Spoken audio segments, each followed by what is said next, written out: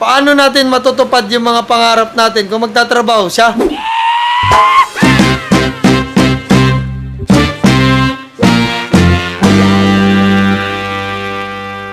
Mga kaibigan, etong darating na Lunes, nagpa-order po kami ng lechon belly. At etong lechon belly na to mga kaibigan is per kilo. At ang karamihan nito mga kaibigan ay pre-order na. Pero meron po tayong good news at bad news. So, unahin po muna natin yung good news. Ang good news mga kaibigan, meron tayong order na 3 kilos ng lechon belly.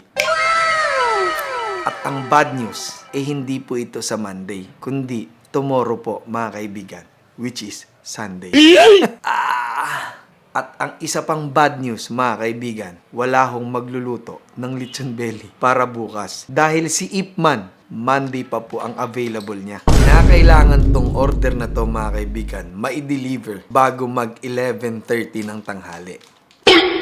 Ito ho, mga kaibigan, ang tinatawag na good problem. Imagine mo, nagpa-order kami ng Lunes pero may order kami ng Sunday, which is 3 kilos pa ng lechon belly. So, minention ko po si Warley sa GC namin kung pwede ba siya tomorrow morning. Parang hindi pwede kasi hindi pa siya nagre-reply. Pero, syempre, ima-manifest natin. Eto na, speaking, nag-reply ang aking amigo. Ang ina, pare, pwede ka. Dapat pwede ka bukas, War. Hindi ka pwede. Umaga lang kita kailangan. Buti na lang, pwede si Ipman. Yung bad news, mga kaibigan, minanifest natin na maging good news. Kaya, see you tomorrow.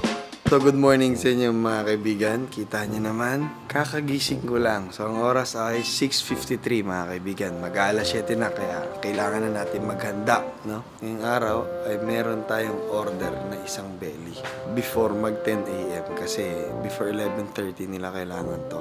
Kinakailangan mabigay natin sa kanila yung best belly na kakainin nila mamayang lunch. Let's go. So, nag-ready na tayo ng box mga kaibigan. Ayan, yung paglalagyan ng ating Don Primo lechon belly. So, ito siya. Tapos, yung special sauce natin. So, kanina, alas 6, namili na rin si Chowking ng belly. Ayan.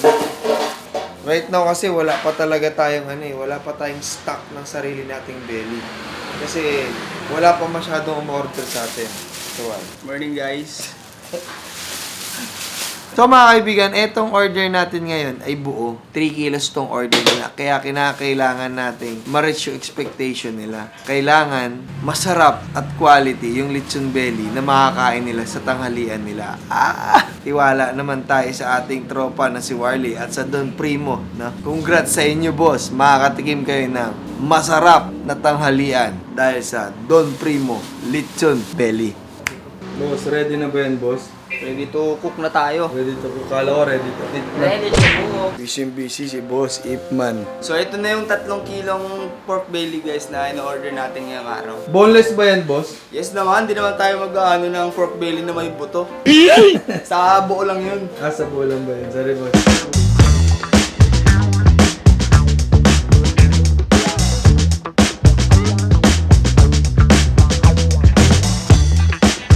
Meron ho tayong bisita, no? Ayan.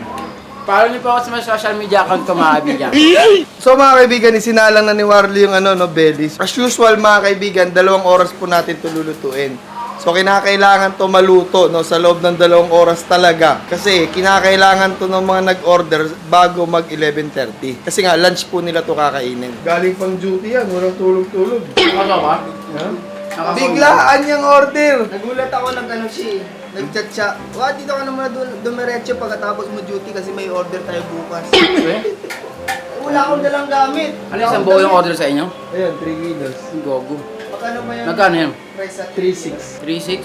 Mura yan kasi gano'n naman si Don Primo mga kaibigan. Mura pero masarap. Takim nga? Takim. Meron na rin tayong sauce ng suka natin na pangmalakasan na kay Don Primo mo lang matitikman. Yung usual kasi na suka namin mga kaibigan, nakalagay lang sa plastic, nakatali lang. Pero this time, yung iba na. Diba? Iba kailangan kasi mga kaibigan, presentable yung maibibigay po natin sa mga customer natin. Para naman may share nila ang magandang balita, no? Na the best si Don Primo. When it comes sa lasa, sa quality, at sa appearance. Appearance. Niluluto ni Warley, 2 oras pa nga to. After 1 hour yan guys, pula na yan. Pula na pula. Pulang na pula. Ilang minuto na lang po, luto na po itong lechon belly na order natin papuntang BGC. Sana magustuhan to nila bossing at sana, alam mo yun, ma-share nila to, ang magandang balita sa mga tropa nila. Para naman makilala nila ang Don Primo Lechon. Si Ipman, no? Busy. Naka-pek-pek short pa.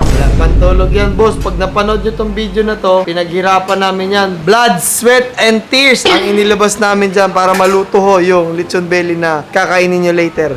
30 minutes from now, we're gonna prepare our lechon belly. Ready na yung ano natin, lechon belly natin. At niluluto lang na maigi ni Warley para naman, luto talaga makarating dun sa mga customer.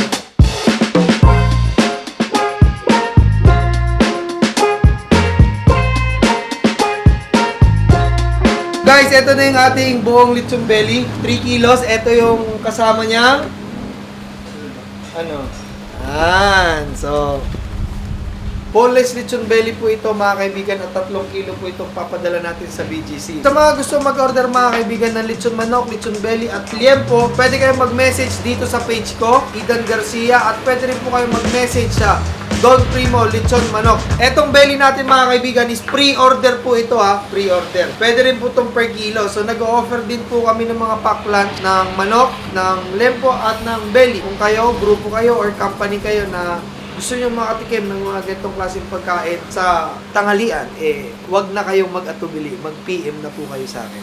So mga kaibigan, nakita nyo naman yung ano namin. Logo na lang ho yung kulang. Lalagyan ho natin to ng logo. Don Primo Lechon Belly. So, ngayon, eto lang muna yung meron tayo mga kaibigan. Pero syempre, soon, papalitan na rin natin to. Ready na to i-deliver sa customer natin. Sa first client natin sa BGC.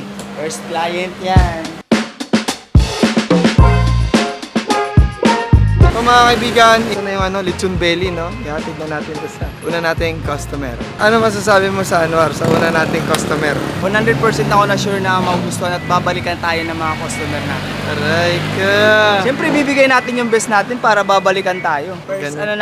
First na customer. First na customer natin, si Ma'am Trish. Ma'am Trish, salamat sa tiwala sa pag-order ng Don Primo Lechon Belly. No? Sana magustuhan niyo po yung Lechon Belly at ma-enjoy po ng grupo niyo ang pagkain ng Don Primo Lechon Belly. Yes. By Ipman and Thank you Idan po. and Chow King. Ma'am, pag napanood mo to, mag-comment ka ng mine. So, andito na rin si Gisrel. Nagpe-prepare na rin siya sa opening ng aming lechon manukan. So, naglabas na siya ng, what's this? Liempo. 4 na pirasong liempo. Ilang manok ilalabas mo, Dong? 70. Ngayon. Natira lang, 70 na lang. 17 na lang natira? Kailangan na namin mag-prepare para bukas mga kaibigan kasi wala na rin kaming manok. So, may darating mamayang madaling araw. Siguro mga 100 pieces, 120 pieces yun na chicken. Tapos, kailangan din natin mag-order ng belly kasi nga magpapa-order tayo ng Monday, which is tomorrow. Mayroon tayong mga order ng belly.